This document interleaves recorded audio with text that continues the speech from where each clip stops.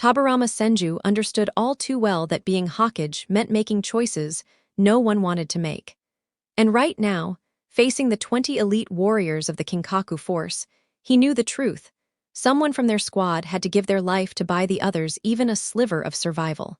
Hiruzen Sarutobi, Koharu Udatain, Himura Mitokado, Danzo Shimura, Kagami Uchiha, Torafu Akimichi, and Tobirama himself were cornered.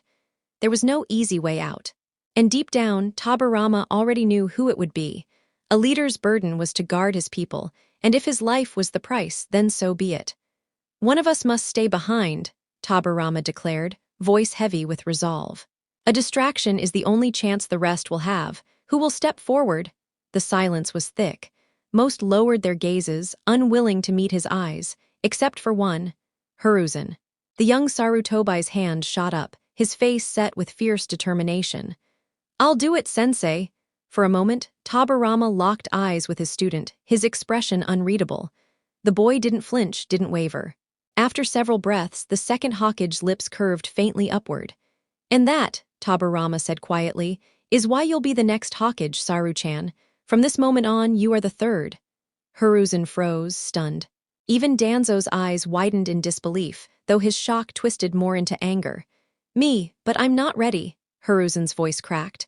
What if the village rejects me? What if I fail? Tobirama's tone grew firm, almost fatherly. Then guide them anyway. Believe in them, because it is among them that someone will inherit your fire when your time comes. Protect the people who love this village, raise those who can follow after you. That is your duty now. The young man swallowed hard, then nodded slowly, his face set in grim acceptance. Stay with me a moment, Tobirama added. The rest of you prepare to run when the signal comes. The others obeyed, retreating toward the edge of the clearing. Only master and student remained. Tobirama reached into a pouch on his back and pulled out a medium-length scroll. Channeling chakra into it, he scrawled something inside before sealing it with a thumbprint of energy. The faintest smile touched his lips as he handed it over. Take this, Saru-chan. Hiruzen glanced down at the object, brow furrowed.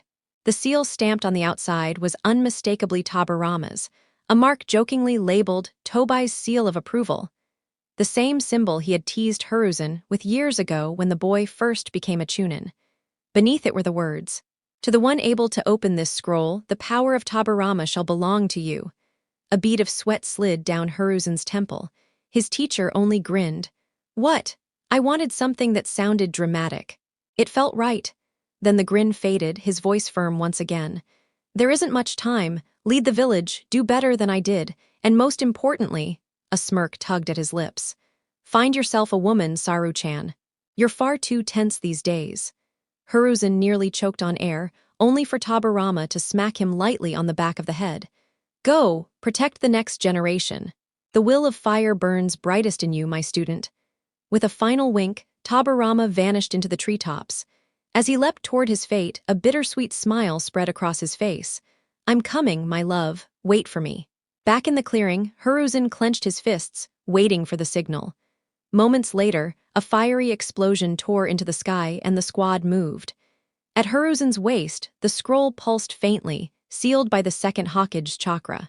In time, it would be hidden inside the forbidden scroll, marked only as the second's legacy. It would remain untouched until, many years later, a brash young genin, tricked by a trusted teacher, would stumble upon it.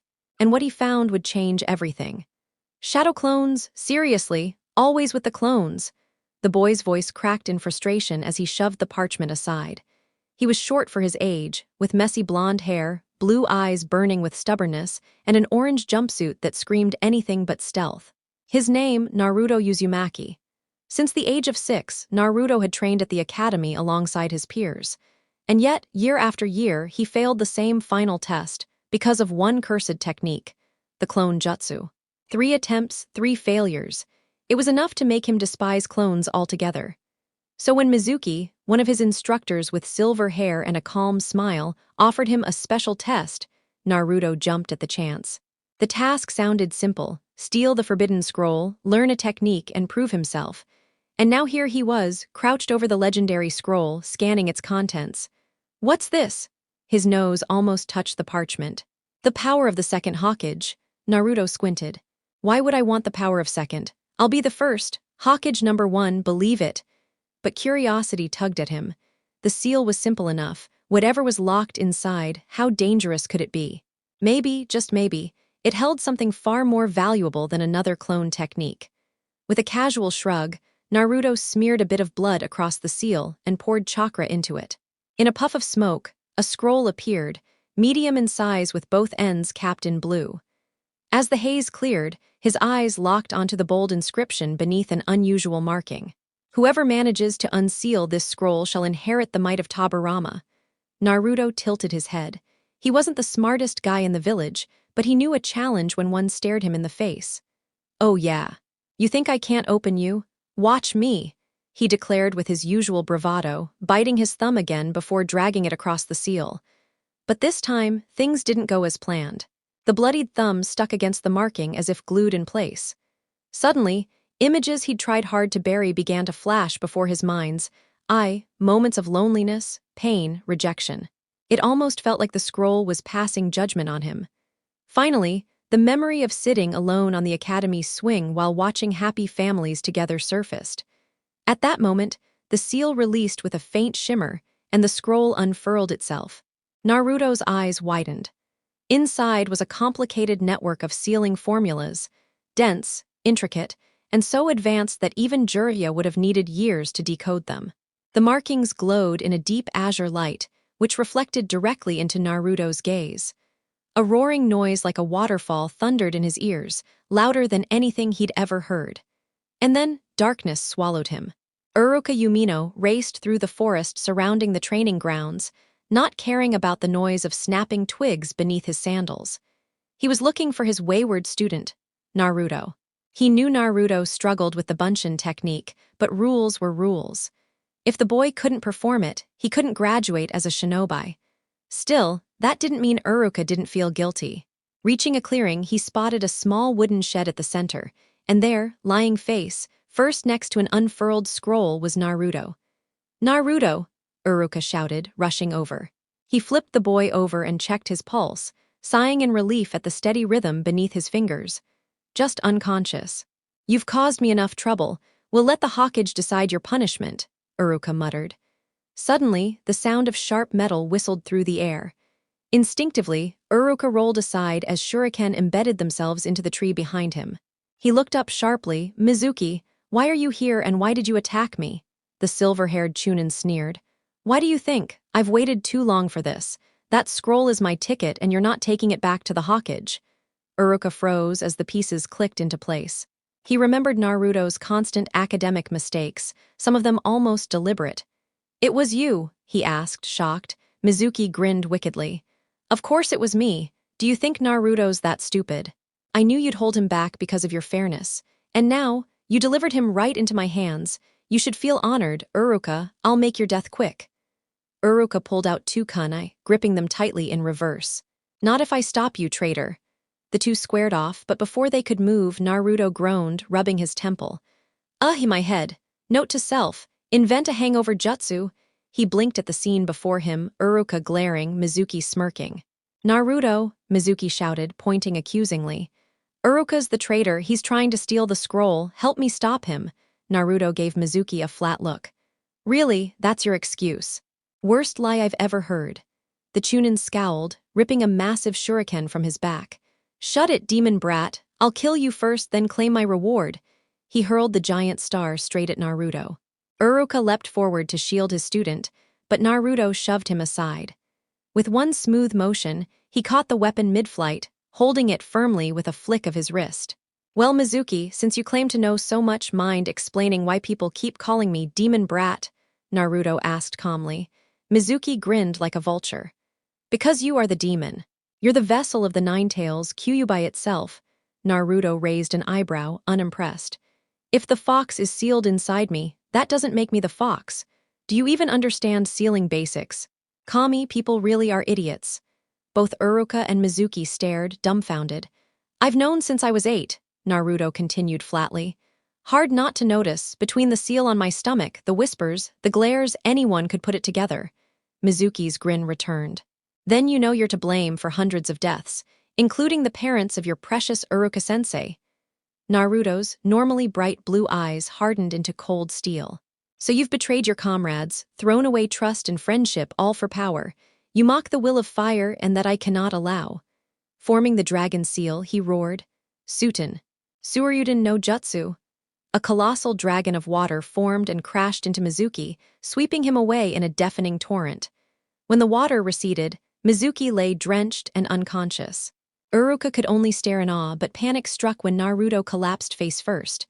Naruto, the boy rolled over weakly, giving a tired grin. Relax, Uruka-sensei.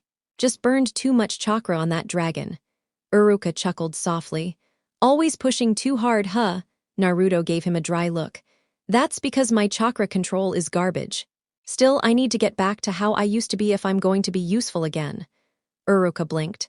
Used to be, Naruto frowned thoughtfully. It's strange, I have these fragments in my head, memories of perfect control. But I don't know where they came from. I need to talk to Saru-chan. Uruka's brow rose. Saru-chan? Naruto waved lazily. Anyway, call that ANBU hiding in the tree. She can haul Mizuki to tea and I while I catch some sleep. A cat-masked ANBU appeared. How did you know I was here? Naruto rolled his eyes. Not important right now. With a reluctant nod, the ANBU scooped up Mizuki and the scrolls before vanishing.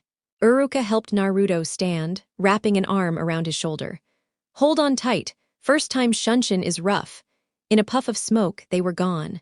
From his office, Hiruzen Sarutobi had witnessed everything through his crystal ball. Questions swirled in his mind. What kind of scroll was that? How had Naruto accessed such power? And why did its energy feel so familiar? When the smoke cleared in his office, revealing Uruka and Naruto, the Hokage greeted them warmly. Naruto-kun, Uruka-kun, I'm glad you're safe. Naruto, we need to discuss what just happened. Uruka nodded, but Naruto stared at the Hokage in horror. Kami, Saru-chan, when did you get so old? Hiruzen froze. Saru-chan, that's what Tobirama-sensei used to call me. His voice lowered. Naruto, what exactly was inside that scroll? Naruto furrowed his brow. It was an experimental seal I created with Mito-sama's help. It stored knowledge for future generations. Wait, how the hell do I know that? Hiruzen paled. Oh no, Naruto's eyes narrowed. And another thing, whose bright idea was it to lower academy standards to just 3 pathetic jutsu in theory? Uruka frowned. Don't speak to the Hokage like that. Those changes helped more students graduate. Naruto's glare cut him off cold. His normally blue eyes now carried rings of purple and red around the iris. And how many of those graduates survive past their first year? How many quit after their first kill? Exactly. The Chunin faltered, words dying in his throat. Naruto turned back to the Hokage. And why is your desk drowning in paperwork? The old man winced at the mountain of documents. That's your fault, Tobai-sensei. You established the civilian council. They're the ones burying me in all this nonsense. Naruto gaped. It was wartime. The council was supposed to dissolve after peace returned. Why the hell are they still here? Hiruzen sighed, slumping under the weight of it all. They pushed a law making themselves permanent, and I couldn't stop it. Naruto raised an eyebrow, his tone flat but sharp. So, just undo it. The Sandaime blinked in confusion. Excuse me? Cancel the law. Unless you personally approved it, then it isn't official. I'd like to believe you're not that dumb, but you are old. Naruto gave a mock sage-like nod. The elderly Hokage quickly tugged out a massive red-bound book from his desk, flipping through pages until he stopped at one in particular. Article L, Section 6. Any law concerning the welfare of Konoha is invalid unless signed and sealed by the Hokage directly. Sarutobi froze as realization struck. Wait, does that mean those idiots tricked me this entire time? His eyes glazed over in disbelief, staring off into nothing. The silence was broken by Naruto snapping his fingers in front of him. Hey, Saru-chan. I know you're ancient, but focus up. Fix it before it gets worse. I also need to rest soon. My seal is dumping memories into my head non-stop, and I'd like to stop blurting out things I never studied. But before that, my headband, please. The Hokage frowned. Naruto-kun, Tobirama-sensei's headband was buried with him. Digging him up just for that would be beyond disrespectful. Naruto scowled. Not that one. I meant the one behind my portrait. Sarutobi blinked. What are you talking about? Naruto limped over to a framed picture of Tobirama, gifted to him by Uruka, who now looked forgotten and slightly annoyed. The blonde shoved the frame aside, bit his thumb, and smeared blood across the wall while pulsing chakra. A seal released, and a long scroll slid out, landing neatly in his hand. He unfurled it, revealing a Mengu mask etched with Konoha's symbol, a scroll marked seals, a set of deep blue armor trimmed with white fur and styled like samurai plate, and a smaller scroll marked chakra control. Naruto let out a long sigh. This sucks. My control is awful. I'm so slow Mito would laugh her head off, and I'm short enough that this armor looks ridiculous on me. Fantastic. Sarutobai's face creased as a mischievous grin spread across his lips. Oh Naruto, now that you've got your Hittite, you're officially a shinobi of Konoha. Congratulations, you're a genin. Naruto's jaw nearly dropped. Huh? Wait, what? The third chuckled darkly. Of course. By your own admission, you're weak, clumsy, and undersized. Genin is the perfect rank for you. Naruto stared in horror at the old man he once respected. Sarutobai's eyes then narrowed. And don't forget the hellish training sessions you forced on me. I told you I'd get revenge one day. Uruka quickly scooped up the items, sealed them away, and dragged the horrified blonde out while the Hokage cackled madly, his face red from laughter. As the office door closed, Sarutobai wiped his eyes, exhaled, and let the mirth fade. His gaze sharpened, and he pressed chakra into a hidden seal that summoned ANBU. The council needed to be summoned. It was time to enforce order. 4 days later, Naruto finally woke after 2 days of sleep, his headache gone. A note on his bedside table explained that team assignments had been delayed 2 weeks so he could adjust to the flood of memories and skills. The first thing he did was burn every orange jumpsuit he owned. The second was find an abandoned training field, summon 1,000 clones, and start working on chakra control. He began with tree walking, then tree hand walking, water walking, skating across ponds, walking on waterfalls, and even more brutal chakra drills inspired by Tobirama's old training. Alongside that, he dove into Fuinjutsu. Though Tobirama's knowledge filled his mind, his hands lacked the practiced speed to draw seals fluidly. What truly set him off was discovering his prized creation. The Raijin had been stolen years earlier. Enraged, he swore to rebuild it from scratch, even stronger than before. Now, he stood in front of a shop the Sandaime had pointed him toward, Higurashi's weapons for violent occasions. He glanced at his reflection in the glass before stepping in. Tobirama's sealed chakra had altered him physically. Naruto had shot up 2 inches, standing at 55. Still short for 15, but taller than before. His once golden hair had lengthened and taken on a silvery sheen, spiking out wildly, while his eyes swirled with rings of blue, violet, and crimson. Stepping inside, he froze in awe. Every wall brimmed with weapons, zanbatsu, scythes, katanas, kunai of every make, even rare designs from foreign lands. Pretty amazing, isn't it? Naruto spun to see a girl his age. Her brown hair was tied into 2 neat buns, her Konoha headband securing her bangs. She wore a sleeveless pink top in a Chinese style with dark green pants, her thighs strapped with bandages that held a weapons pouch. Light brown eyes looked at him with focus, warmth, and just a spark of mischief. Naruto mentally scolded himself. Focus, admire later. Yeah, incredible. I've never seen so many weapons in one place. She smirked. We've got the biggest selection in Fire Country. I'm Tenten, what are you looking for? Naruto blinked. Wait, Tenten, you run this shop, she frowned. Do I know you? He paused, remembering his changed look. It's me, Naruto Uzumaki. We were in the same academy class a year back. Her eyes widened. Naruto? She looked him over again, astonished. Wow, you look nothing like I remember. Not that it's bad. Naruto rubbed the back of his head, grinning sheepishly. Yeah, I ditched the orange jumpsuits. Figured I should actually look like a shinobi. Tenten smiled, faint blush dusting her cheeks. About time. You look good, Naruto blushed back. And you're still as pretty as when I first saw you. The girl turned pink and looked away. The air grew thick with awkwardness until she cleared her throat. So, what can I help you with, Naruto-kun? He straightened. I need 2 sets each of shuriken, kunai, and senbon, 3 sets of sealing paper, ink, and brushes. And I'd like to commission a personal set of armor for field work. Tenten blinked at the list. That's a lot. You sure you can pay for all that? Naruto handed her a letter and a small scroll. She unfolded the letter and gasped. This is a credit note from Hokage-sama himself. What did you do to earn this? Naruto gave a sly smile. Let's just say I helped him with something important.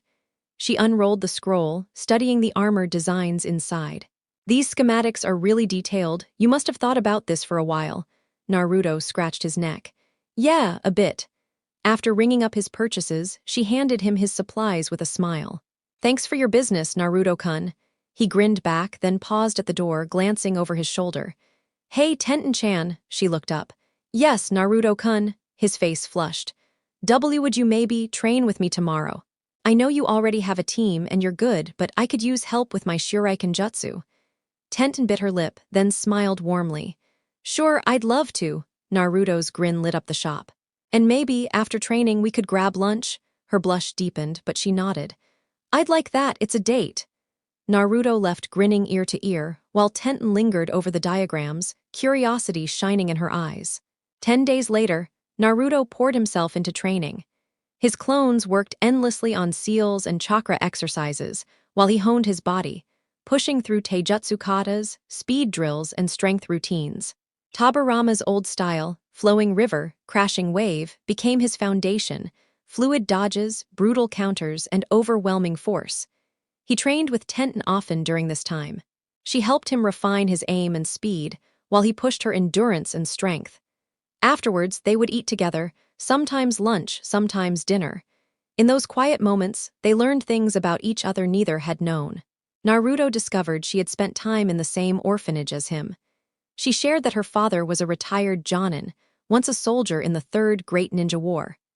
They had gotten much closer lately, sharing casual hugs and holding hands without hesitation, both openly acknowledging that there was something more than friendship between them. The classroom buzzed with chatter, discussions about what teams they might end up on, and excited boasts about how incredible life as a shinobi was going to be. But one thing stood out. Normally, there would always be one particular voice trying to dominate the noise, but today it was missing. That silence belonged to Ino Yamanaka, the blonde heiress of the Mindwalker clan. She was dressed in her usual purple outfit. A sleeveless top with a thick collar, a matching skirt that covered front and back, bandages wrapped around her waist and thighs, off-white arm warmers, and her forehead protector tied around her waist like a belt. Purple sandals finished the look. Her pale blue eyes weren't paying attention to the present. Instead, she was lost in a daydream about a mysterious boy she had encountered earlier that week. Flashback. Ino slouched behind the counter of the Yamanaka flower shop, sighing with boredom. I could be dazzling Sasuke right now, but no, someone had to delay the team assignment date. When I find out who, they're dead. Just as she thought that, the door chimed and a stranger walked in. Ino glanced up lazily, but when her eyes locked on his face, every other thought in her head evaporated. He was unlike anyone she had ever seen. His hair was spiky, and a pale silvery blonde, lighter than her own family's shade, with a forehead protector resting perfectly above his face. He wore a simple light blue kimono top with black pants and sandals, but it was his eyes that truly caught her. The irises were mesmerizing, deep crimson around the edges fading into a bright cerulean blue near the pupil, with a thin purple ring separating them. Ino thought she had just discovered her new favorite color scheme. He caught her staring and gave her a small, warm smile that made her chest tighten and her cheeks burn. Hey, Ino, her breath hitched. He knows my name. Am I dreaming? Please don't let this be a dream. I just need some seeds and fertilizer for my garden. A handsome face, and he gardened. If he proposed right then, she might have fainted and said yes at the same time. He casually browsed through the shelves, gathered what he needed, and brought them to the counter. Ino rang him up mechanically, still staring in disbelief. He smiled at her once more and turned to leave, but paused at the window display. Picking up a single white calla lily, he examined it briefly before walking back to her. This flower's beautiful, he said softly, though it's nothing compared to you. Then, with a gentle touch, he tucked it behind her ear and brushed a kiss against her cheek before walking out, leaving her frozen in place, face red as a tomato. Flashback ends. That moment had haunted her ever since. Every night she replayed the memory, sometimes reimagining it in far more romantic, and occasionally very intimate, ways. Her parents had already started giving her odd looks at breakfast. A shuffle nearby snapped her out of her thoughts. It was Sakura Haruno, her old rival in love, staring dreamily at Sasuke, who sat brooding near the window. "He's just so perfect, don't you think, Ino pig?" she sighed. Jolted out of her fantasy, Ino blinked in shock. "Sakura, when did you get here?" Sakura arched a brow. "You were so lost in your daydreams, you didn't even notice. Sasuke's handsome, yeah, but maybe you should pay attention, Ino pig." At the back, a pair of pale lavender eyes rolled in annoyance. Ino frowned. "Who?" Before Sakura could respond, the classroom door slid open. Naturally, every head turned. A tall young man entered, about 511, with spiky silver blonde hair. His forehead protector rested across his face like a mask, and he wore strange blue armor made of small, flexible plates with fur lining his collar. His gauntlets and shin guards gleamed, and his unique tricolored eyes scanned the room. When they landed on Ino, he winked. Her cheeks instantly flushed, and she smiled back without thinking. Even Sakura seemed captivated by the stranger, though she cleared her throat. "Excuse me, but this class is for graduating genin only." Ino wanted to throttle her.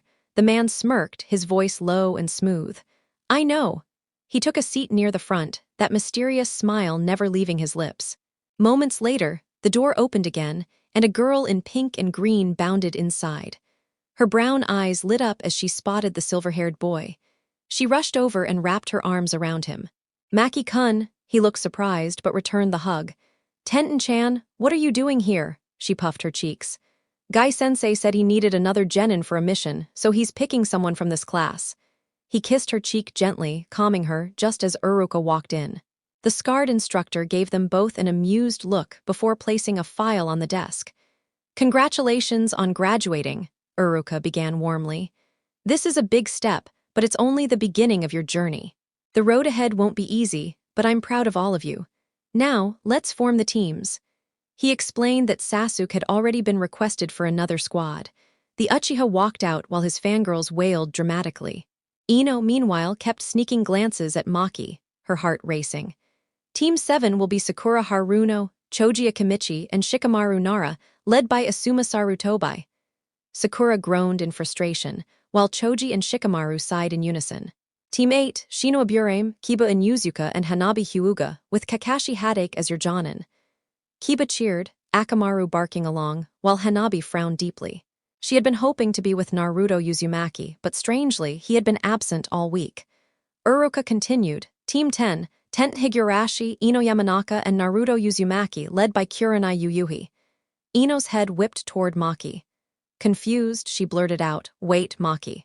What are you doing?" The boy smiled knowingly. "Following my sensei, of course." As she looked closer, the truth struck her. Those faint whisker-like lines on his cheeks, she knew them all too well. It was Naruto. Outshining the rest, Naruto, Tenten, and Ino followed their new teacher, the striking Kunoichi Kurenai, through the streets of Konoha. Ino trailed behind, still stunned, staring at Naruto's armored back as he chatted with Tenten about kunai types like a seasoned shinobi. This wasn't the loud, ramen-obsessed boy she remembered. He carried himself differently, more mature, calmer, sharper. For the first time, she realized she didn't really know him at all. Kurenai finally stopped at a small tea stand and motioned for her new team to sit down. The Jonin's crimson eyes swept across the group, her expression unreadable, as though she had pulled a veil over her emotions. "I am Kurenai Yuyuhi," she began with calm composure. "I earned my Jonin rank about 3 weeks ago. I enjoy the taste of shochu, trying new dishes like takwasa, the occasional night out drinking with friends, and polishing my techniques. I'm not fond of sweets, creeps, or people who belittle kunoichi. My hobbies include refining my genjutsu, reading whenever I find the time, and unwinding at the hot springs. As for my dream," her lips curved slightly, "I want to prove to the world that a kunoichi can stand tall through the art of genjutsu, and I intend to train the 3 of you to the best of my ability." Her faint smile lingered as a waiter arrived, setting down a steaming pot of tea and 4 cups. She gave a small nod to Tenten, then motioned for her to speak. "Your turn, share with us like I did." Tenten beamed at her sensei, then sighed as she began. "I'm Tenten Higurashi. I used to be on Guy Sensei's team until he decided to swap me out for another guy." A frustrated frown creased her face, though she relaxed a little when Naruto gave her a reassuring pat on the back. I've always loved weapons, learning new skills, and spending time with people I trust. I can't stand the idea that women can't be strong shinobi, or when someone relies too much on one trick, or when food's overly sweet. My hobbies are blacksmithing, sharpening my aim, studying weapon techniques, and hanging out with friends. My dream is to grow into a kunoichi people respect, and someday, settle down with someone who truly loves me. Kurenai's expression softened. That's admirable, I'll do everything I can to help you get there. She turned to Ino next. Your turn. Ino blinked, clearly startled after spending the last few minutes staring at Naruto. Oh, I'm Ino Yamanaka. I'm a genin. I like flowers, shopping, and well someone. Her cheeks turned faintly pink as she avoided her teammates' eyes. I dislike people who are rude, perverts, and anyone who tramples flowers for no reason. My hobbies are tending to my garden, painting my nails, and practicing my clan's jutsu. My dream is to be admired as both strong and beautiful, and maybe one day have a family. Kurenai and Tenten exchanged looks, both silently arriving at the same thought. She's going to need a dose of reality. Only Kurenai voiced it aloud. Ino, being a shinobi isn't easy. If you want to achieve that dream, you'll need to push yourself harder than ever.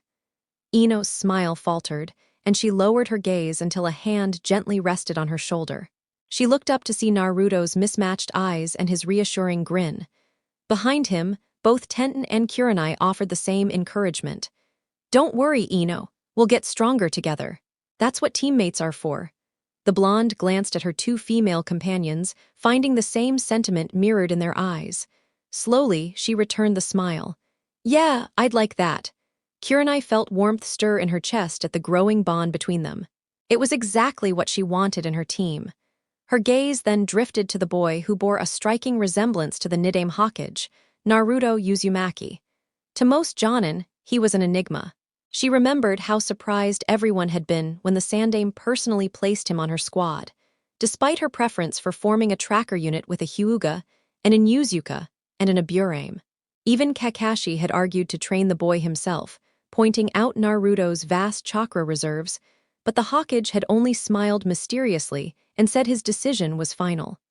And now, the last introduction. Naruto, why don't you tell us about yourself? Kurenai asked, sipping her tea. Naruto leaned back and grinned. I'm Naruto Uzumaki. I like discovering new things, creating ideas, and training with friends. I hate traitors, liars, and Kumo to some extent. His voice grew sharper at the word traitors, his expression turning oddly hard for someone usually so cheerful.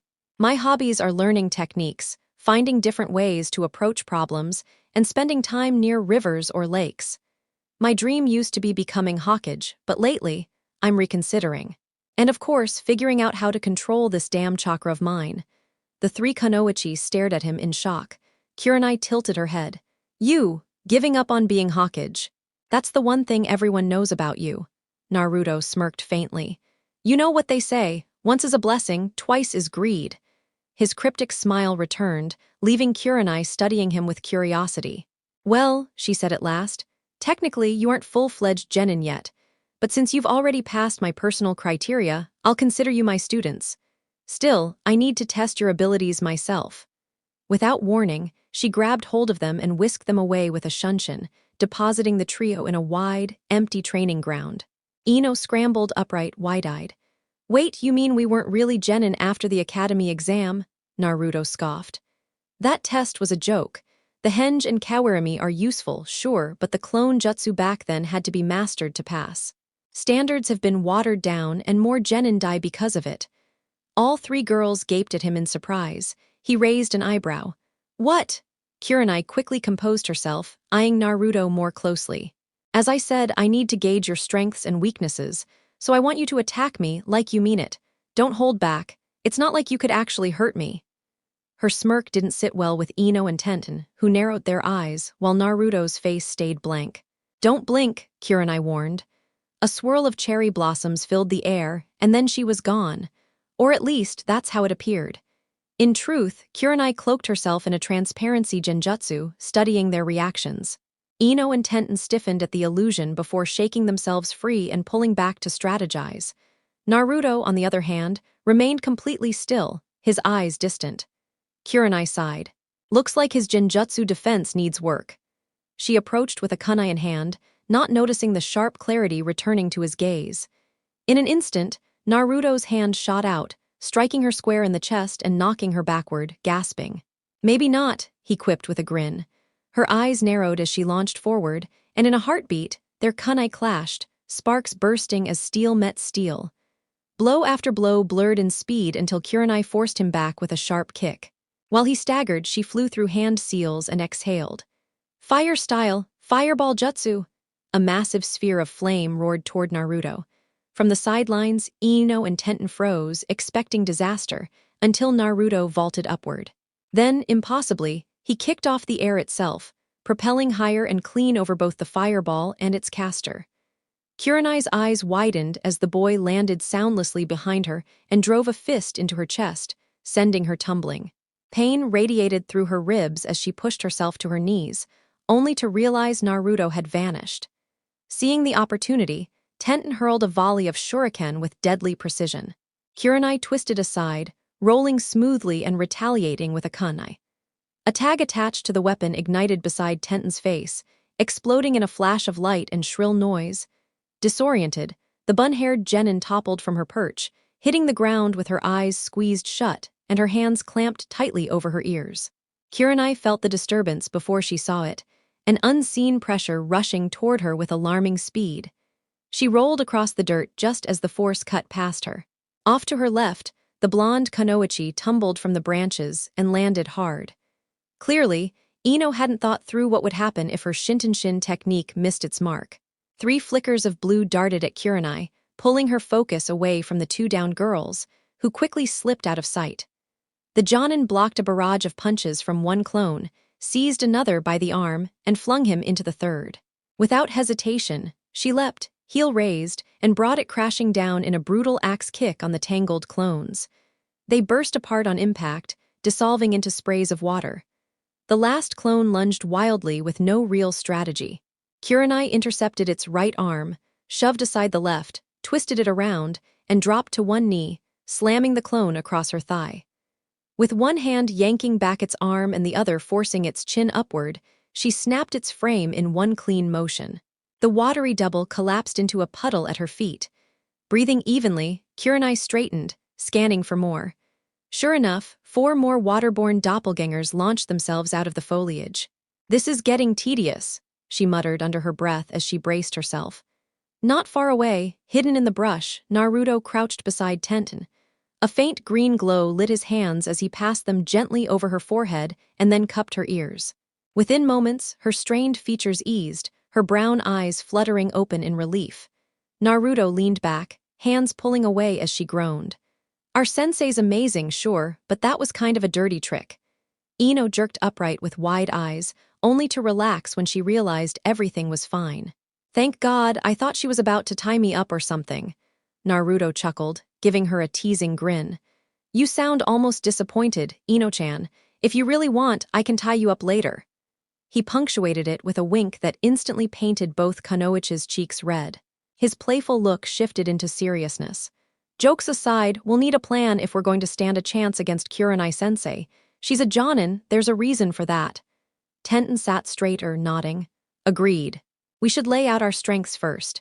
I'm mainly long to mid-range with throwing weapons, but I've trained in Kenjutsu, Bijutsu, and Taijutsu too. I've also got one earth release technique in reserve." Ino followed. "I know a couple of Genjutsu, plus my family's mind techniques." Naruto frowned slightly and shook his head. "Forget Genjutsu, she'll see through those instantly. And with your clan's jutsu, you'll need backup while you're vulnerable." He tapped his chin thoughtfully. "I'm best with water techniques. If we can lure her toward the lake, I can pin her down, then Ino can use her Shintenshin to finish it." Both girls mulled it over, then nodded in sync. Kurenai had just finished breaking apart the last clone when steel glinted in her vision. She ducked as several shuriken whistled by, only to be met by a fist driving toward her midsection. Her arms moved on instinct, blocking the punch, shoving it away, and retaliating with a palm strike aimed for Naruto's face. He deflected it, but not fast enough to avoid her knee slamming into his stomach.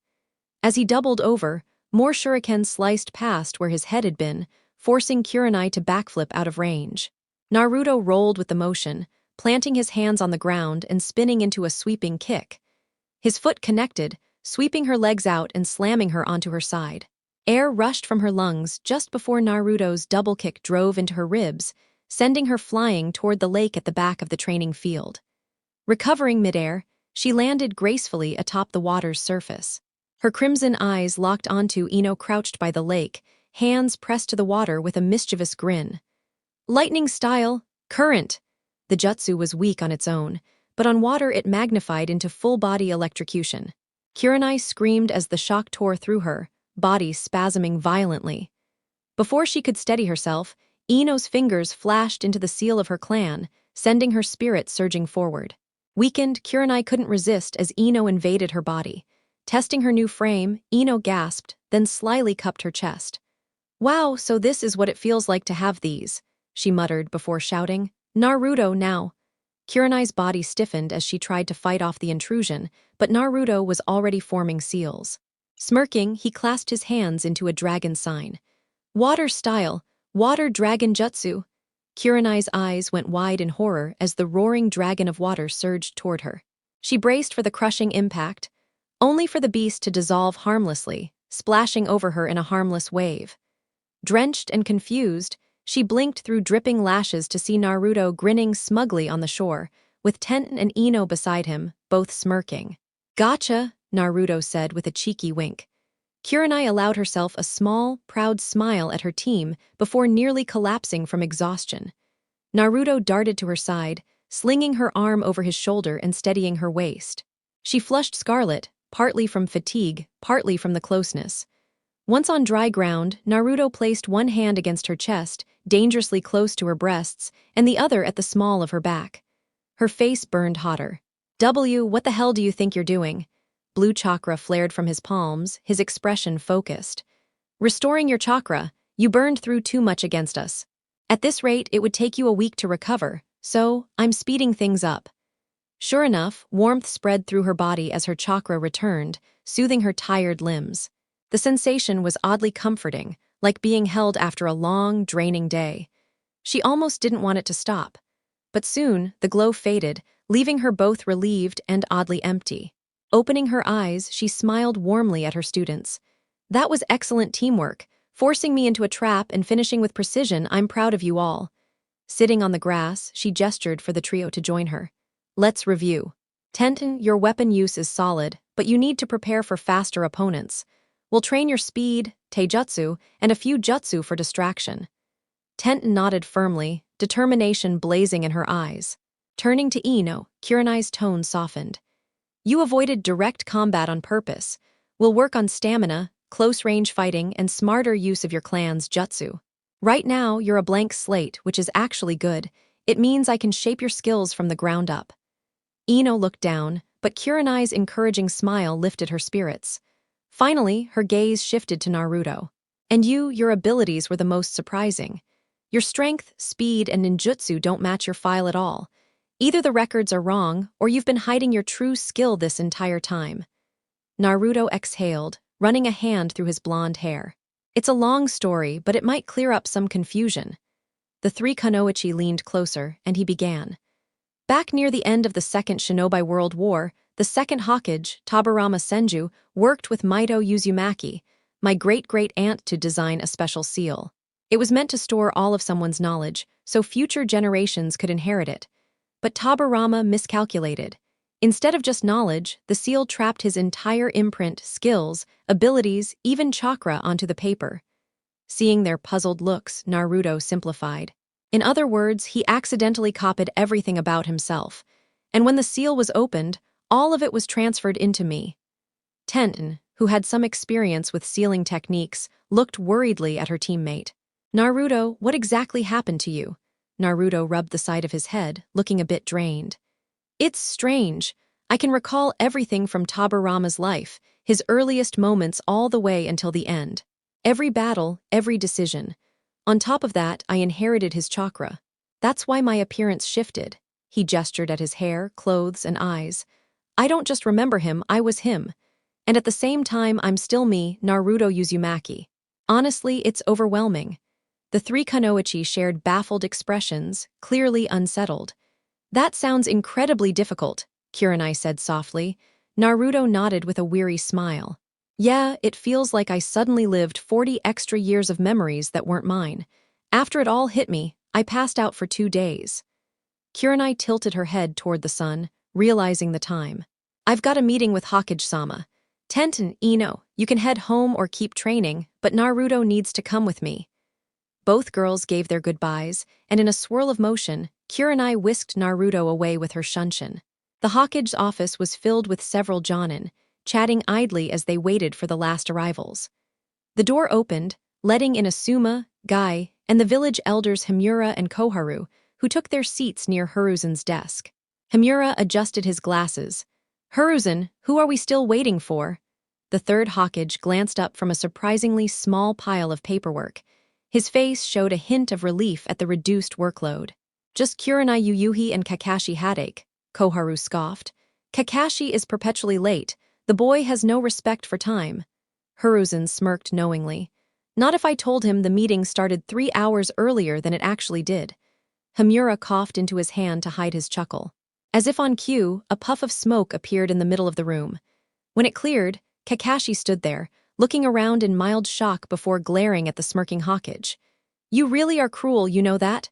The Hokage's eyes sharpened as his killing intent leaked into the air. What was that, Headache? Kakashi straightened instantly, giving a mock salute. I said you're cruel, sir. Satisfied, Hiruzen leaned back. The elders exchanged looks, unimpressed with their old comrade's humor.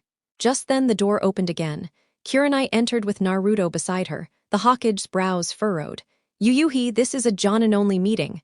Kurenai bowed slightly. Yes, Hokage-sama. But something has happened that I believe the Jonin need to be informed of. Hiruzen's gaze met Naruto's. The boy only shrugged casually. The two elders stared, wide-eyed. For a moment, they swore they were looking at their late sensei, younger and alive again. The Hokage let out a long breath. Very well.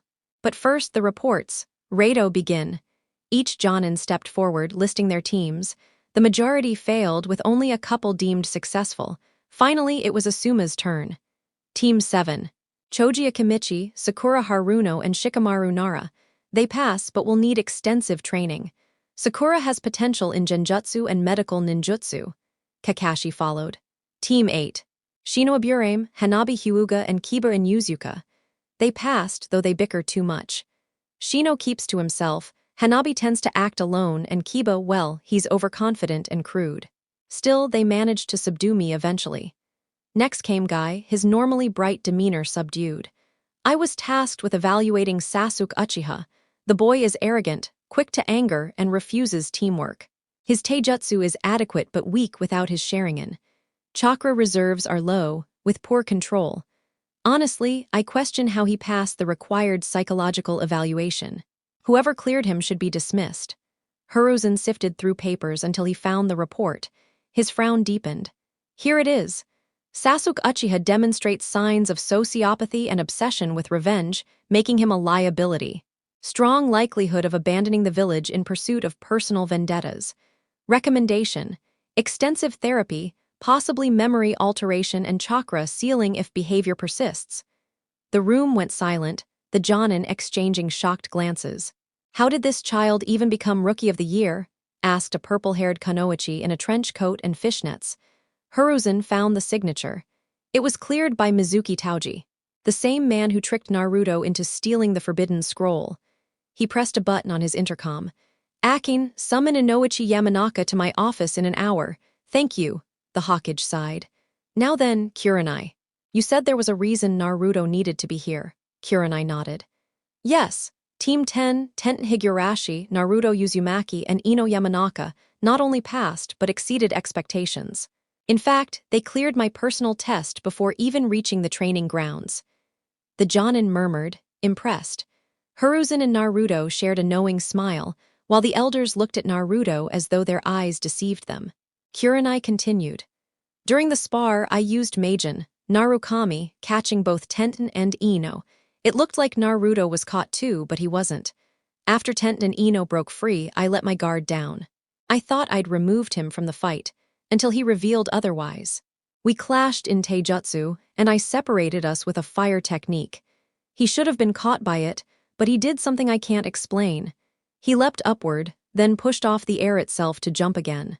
Every head turned toward Naruto. He was staring at a Hurricane kunai, muttering something about brilliance, before realizing the entire room was gawking at him. He blinked. What? The Sandaime leaned forward, his voice calm but curious.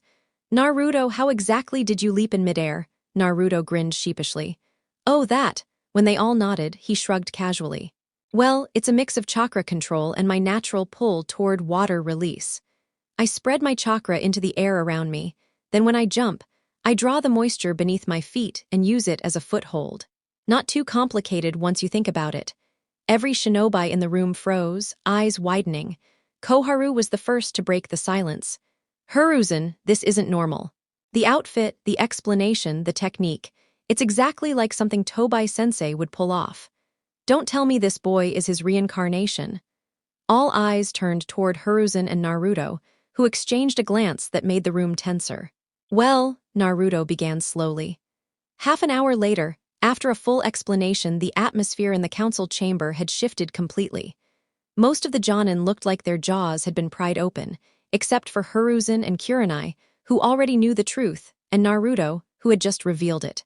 Koharu muttered under her breath, "Unbelievable, Tobai-sensei, that impossible genius." Her gaze moved back to Naruto. "So, you remember everything?" Naruto gave a small nod, lips curving into a sad, bittersweet smile. "Every detail, Haru-chan." The elder woman looked away, her thoughts locked tight behind her eyes. Kakashi spoke up next, sharp as ever despite his usual lazy demeanor. "That explains why he wasn't placed on my team. He already has mastery over water style and a good grasp of ninjutsu overall. With that much raw power, pairing him with someone skilled in illusions makes sense. My own team works better with my summons and sensory abilities, while Kurenai's group is more suited to control, distraction, and destruction." Several Jonin blinked at Kakashi, as if remembering for the first time that beneath the books and excuses, he was one of Konoha's deadliest minds. Hiruzen gave a weary nod. "Exactly, but enough for now, it's been a long day. Those of you with squads will report to the mission office tomorrow morning. If not, I expect you to be training your teams." Dismissed. One by one, the Jonin exited, their voices buzzing with conversation as they drifted toward the spiraling leaf, the favored bar of Konoha's upper-ranked shinobi. Anko threw an arm around Naruto with a wicked grin. "Come on, Nidaime brat, let's see if you can outdrink me. Always wanted to say I drank a cage under the table." Naruto chuckled as she dragged him out. Behind them, Koharu's eyes lingered on him, her expression complicated and unreadable. The spiraling leaf A table of shinobi pounded their fists and shouted in unison, "Drink! Drink! Drink!" The two challengers downed their cups, but the taller ninja slammed his glass down first. Naruto smirked at Anko, who was swaying dangerously. Within moments she toppled forward, smacking face, first into the table as the bar erupted with laughter, groans, and the clinking of exchanged bets. Naruto, steady as ever despite drinking more than enough to drop a lesser man, stood and strolled to the counter. He leaned casually against the bar where Kurenai sat, staring into her drink as though searching for hidden wisdom. "Find anything interesting down there?" The unexpected question made her jump, turning toward him with wide eyes before blushing faintly. "Asuma asked me out. I'm still deciding if I should say yes." Naruto glanced toward the boisterous, bearded Jonin, then back at her with raised brows. "Really, nothing against him, but I wouldn't have guessed he's your type." The alcohol loosened her guard, and she slumped, eyes shimmering with unspoken sadness. "Why not? No one's asked me in years. Maybe he's the only one who ever will." A hand on her shoulder stopped her spiral. She looked up into Naruto's strange, warm eyes, and for a moment her chest tightened. "Kurenai," Naruto said softly but firmly, "you scare men off without realizing it. You project this wall, like you'll tear apart anyone who gets too close. But that's not the real you. The truth is you're one of the kindest, strongest, most passionate women I've ever met. The right person will see that. You deserve more than settling." Her tears fell harder, but this time they carried a different weight. "I've never even been kissed." Sometimes I wonder if something's wrong with me. Before she could look away, his hand lifted her chin gently. Then his lips pressed against hers, warm, careful, and full of emotion. Her eyes widened, then slowly closed, arms wrapping around his shoulders as the world fell away. When they parted, her breath caught as he looked at her with quiet warmth. Without a word, Naruto slung her arm over his shoulder, hoisting the unconscious Anko over the other. Let's get her home before anyone takes advantage. Kurenai followed numbly, still lost in what had just happened. From across the bar, Asuma's cheerful expression had vanished, replaced with simmering anger. The Hawkage's office Hiruzen sat back heavily, ending his scrying technique. A tired smile touched his lips. He's always been like that, unable to ignore a woman's pain. It might be one of his greatest strengths. Wouldn't you agree, Koharu? The elder's head lowered, tears slipping silently down her cheeks as an old memory washed over her. A quiet clearing by a running creek, a Tobirama sitting at the water's edge, smiling gently as she approached. The way his eyes lit when he looked at her. The passion as they embraced, armor falling away, their bodies moving together in the sunlight, hearts beating in rhythm. The joy of lying in his arms afterward, certain she had finally found completeness. That joy had been stolen when he sacrificed himself, leaving her with only grief, and the painful discovery weeks later that she carried his child. Now, all these years later, he was here again, but the years had built an impossible wall between them. She had long ago buried her love, never allowing herself to feel it again. And now, seeing him once more, it hurt more than ever. Her love had returned, but he could never truly be hers again.